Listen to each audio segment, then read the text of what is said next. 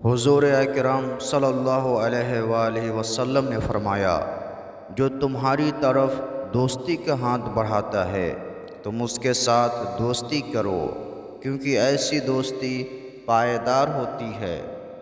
صدقہ کی ابتدا اپنی ذات سے کرو، اگر کچھ بچ جائے تو اسے اپنے اہل و عیال پر خرچ کرو، اگر اس کے بعد بھی کچھ بچے تو اپنے اقربا پر خرچ کرو، اگر اقربا سے بھی کچھ بچ جائے تو پھر دوسروں کو دے دو۔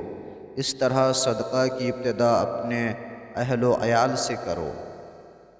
خدا اپنے بندے کی روزی ایسی جگہ سے پہنچاتا ہے جہاں سے پہنچنے کا گمان بھی نہ ہو۔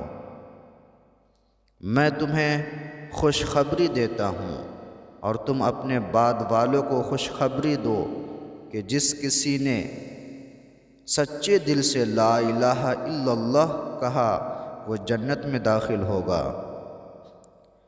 تمام حلال چیزوں میں سے ناپسندیدہ ترین چیز اللہ کے ہاں طلاق ہے۔ اللہ کے نزدیک ناپسندیدہ ترین وہ ہے جو ایمان لانے کے بعد کفر اختیار کرے۔ اللہ کے نزدیک ناپسندیدہ ترین شخص وہ ہے جو جھگڑالو ہے اور ہٹ دھرمی کرتا ہے۔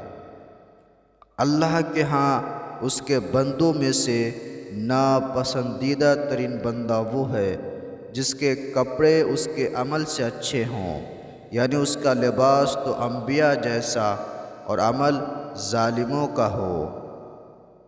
کمزوروں کو میرے پاس لاؤ، کیونکہ تم کمزوروں کی برکت سے رزق کھاتے ہو اور کمزوروں کی وجہ سے تمہاری مدد ہوتی ہے۔